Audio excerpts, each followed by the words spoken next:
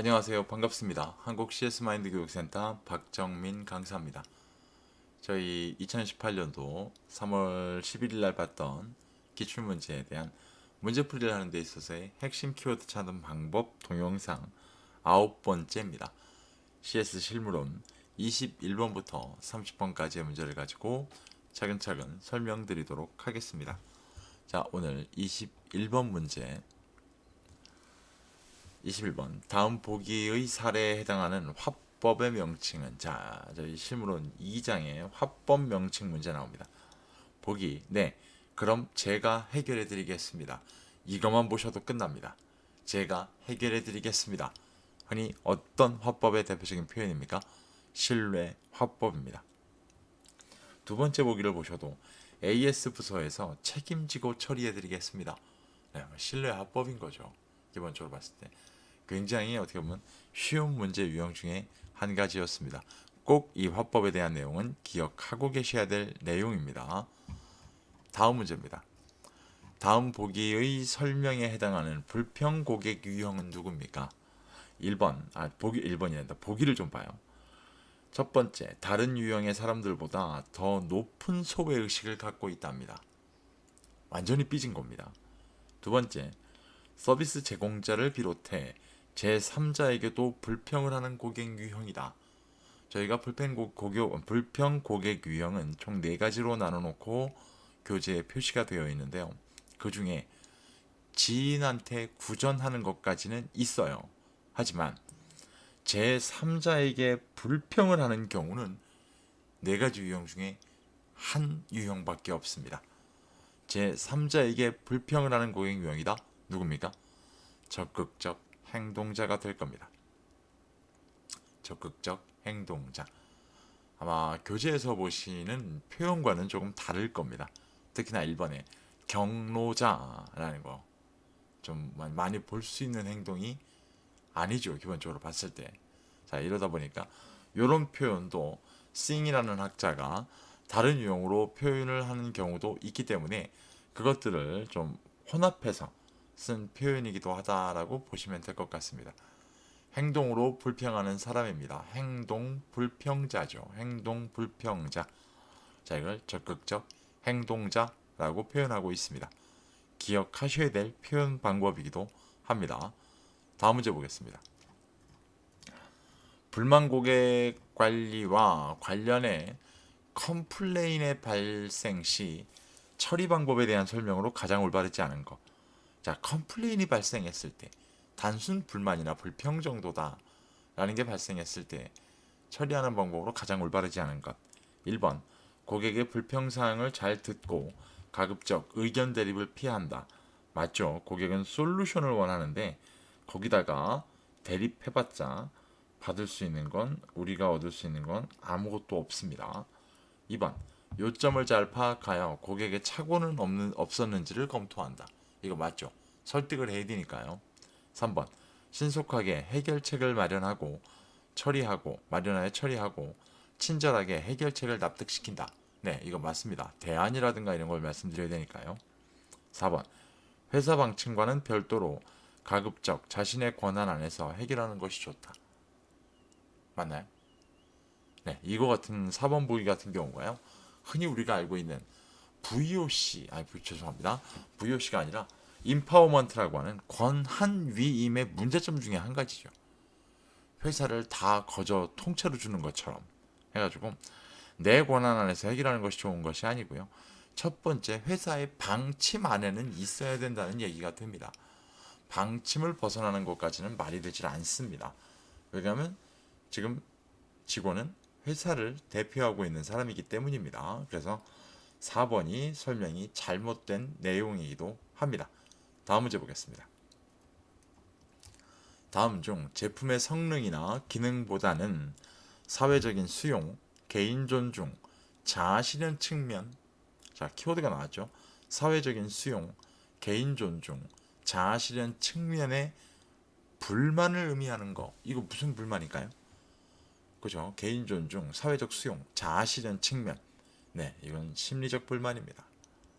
뭐 간단하게 위에 키워드만 보셔도 찾아낼 수 있는 문제 유형이기도 하죠. 그렇다면 상황적 불만은 뭐가 될까요? 그죠? 시간, 장소, 목적에 따른 불만일 거예요. 균형 불만은 뭘까요? 고객의 기대 수준보다 낮았을 경우에 불만이겠죠. 그러면 뭐 효용 불만도 있잖아요. 효용 불만. 이건 뭘까요? 그죠? 고객이 제품이나 서비스를 사용한 후에 고객의 욕구를 충족시키지 못했을 때 발생하는 불만이 효용 불만이 될 거다라고 보시면 될 것 같습니다. 논리적 불만이라는 건 뭐 저희가 볼 수 없는 내용이었습니다. 그래서 이 문제는 심리적 불만이 정답으로 되는 문제입니다. 다음 문제, 코치 나왔습니다. 코치의 역할과 관련해 다음 보기의 설명에 해당하는 것은 직원들이 보기를 좀 봐요. 직원들이 개인적인 성장과 경력상 목표를 달성하는 데 도움이 되는 업무가 무엇인지 결정하는 것을 도와주는 사람이다. 자, 이 부분에서는요. 5가지 정도가 나오는데요. 저희가 수업을 할 때 5가지의 설명 내용 중에 이 명칭, 5가지의 유형의 명칭의 뒷부분을 좀 기억하셔야 됩니다. 라고 말씀을 드리는데요. 위에 보기에 나와 있는 것 중에 목표를 달성하는 데 도움이 되는 업무가 무엇인지 결정하는 것을 도와주는 사람, 결정하는 것을 도와주는 사람 누굽니까? 네, 후원자입니다. 후원자. 그래서 개인적인 성장과 경력상 목표를 달성하는 데 도움이 되는 업무가 무엇인지 결정을 하는 것을 도와주는 사람, 후원자, 이렇게 핵심 키워드를 잡고 문제를 푸시는데 활용하시면 될 것 같습니다. 다음 문제입니다.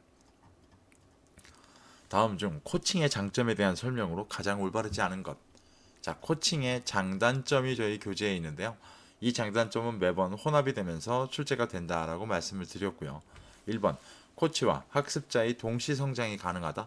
맞습니다. 왜요? 커뮤니케이션이 기반이 되니까요. 2번, 1대1로 지도함으로 교육 효과가 높다. 이것도 커뮤니케이션에 관련된 내용이죠. 맞습니다. 3번, 업무 수행 성과에 직접적으로 관련되어 있다. 여러분, 이래가지고 코치가 바보면 피코치도 바보 된다는 얘기입니다. 4번, 상하 간의 커뮤니케이션 능력을 향상시킬 수 있다? 맞죠. 5번, 코치와 학습자 간의 계약 관계는 학습 능률 향상을 위해 반드시 필요하다. 자, 이건 무슨 얘기일까요? 코치와 학습자 간의 계약 관계는요, 능률 향상을 위해 반드시 필요한 게 아니고요, 학습에 지장을 줄 수 있습니다. 이 문제 같은 경우도 전체 내용을 보게 되면 마치 맞는 것처럼 들립니다만 실제적으로 정확한 워딩에 대한 설명이 지금 잘못되어 있다라고 해서 5번이 정답으로 확정된 문제이기도 합니다. 그래서 코칭의 장단점 꼭 기억하셔야 될 문제 유형이기도 합니다. 다음 문제입니다. 전화 응대 시 정확하게 정보를 전달하기 위한 방안으로 가장 올바르지 않은 것은 무엇입니까? 1번, 음성을 바르게 하고 의미를 명확하게 합니다. 맞죠? 2번, 해당 업무에 대한 정확한 전문 지식을 갖춘다. 이거 맞습니다. 3번, 고객의 의도를 정확하게 파악할 수 있도록 듣기 능력을 배양해야 된다. 맞죠? 4번, 중요한 부분은 충분히 강조하되 가급적 반복하여 확인하지 않는다. 아니요. 가급적 반복해서 확인해야 합니다. 그죠? 그렇기 때문에 이 문제에서는 4번이 가장 올바르지 않은 내용이다라고 보실 수 있겠습니다. 다시 한번요. 중요한 부분은 충분히 강조하면서 뭐 하셔야 돼요? 가급적 반복해서 확인하셔야 됩니다. 다음 문제 보겠습니다. 죄송합니다.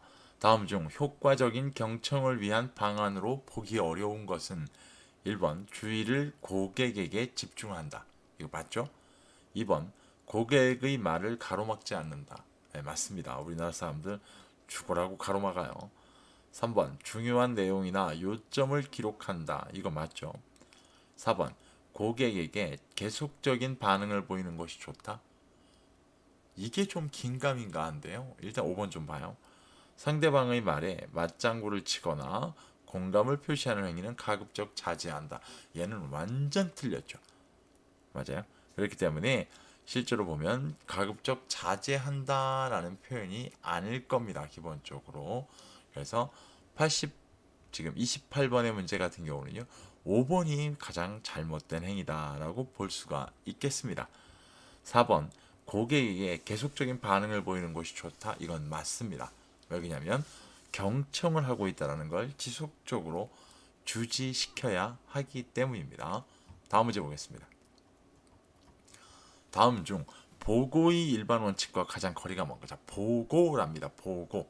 하의 상달이라고 일컬어지는 거죠. 1번 적시성의 원칙 맞나요? 그죠? 보고도 좀 이렇게 딱 알맞은 때 보고하셔야죠. 아무 때나 가서 하는 게 아니라. 2번 유효성의 원칙. 그죠? 이 보고한 것에 대해서 뭐예요? 이게 어떤 뭐랄까요? 효과가 있다는 측면보다는 어떤 정확한 결과물이라든가 이런 게 있어야 보고할 거 아닙니까? 3번 일시성의 원칙. 여러분 보고는 한 번에 때려 하시는 게 아닙니다. 그렇죠? 마지막 결과 보고도 하셔야 되고 중간에 모두 있으셔야 돼요. 중간 보고도 있어야 됩니다. 일시성의 원칙이라는 게 좀 맞지가 않죠. 해당되지 않습니다. 간결성의 원칙. 흔히 우리가 직장 생활하면서 간결하지 않고 길게 되면 어떻게 됩니까? 위에 계시는 상급자가 그러니까 결론이 뭔데요? 라고 물어보잖아요. 간결성의 원칙. 정확성의 원칙. 그죠? 보고하는 내용이 거짓말이 되면 안 되잖아요. 정확성의 원칙. 이 보고의 일반 원칙 같은 경우는요. 솔직히 말씀드리면 총 6가지가 있는데 외울 것까지는 없습니다. 기본적으로 객관적인 판단 기준으로 갖다만 대봐도 충분히 구별할 수 있는 내용의 문제 유형이기도 합니다. 자, 다음 문제 보도록 하겠습니다. 18년도 3월달 문제 마지막 문제입니다. 다음 보기 설명에 해당하는 콜센터 유형은 무엇입니까? 보기를 좀 볼까요? 운영에 따른 리스크 등을 방지하고 효율성, 생산성, 전문성을 고려하여 여기까지는 잘 모르겠어요. 시설, 시스템, 인력 등을 외부의 전문 콜센터 운영업체를 통해 조달하는 방식을 말한다. 조달이라는 게 뭐죠? 조달? 그죠? 갖고 온다는 얘기잖아요. 그러면 시설, 시스템, 인력 등을 외부 전문 콜센터 운영업체를 통해 가지고 오는 방식이다. 흔히 이거 우리가 뭐라 부릅니까? 아웃소싱형 콜센터라고 부르게 됩니다. 아웃소싱형 콜센터. 가지고 온다. 만약에 가지고 오지 않고 만약에 우리의 콜센터 업무를 그냥 맡겨버린다. 예, 맡겨버린다. 라고 하는 방식이 되면 어떻게 됩니까? 그런 콜센터도 분명히 있잖아요. 제휴형 콜센터라고 부르죠. 그것과 헷갈리시면 안 되는 문제 유형 중에 한 가지입니다. 자, 이렇게 30번까지 말씀을 드리면 끝날 것 같고요. 저희가 실무론 문제를 3번에 걸쳐서 쭉 풀어봤었는데요.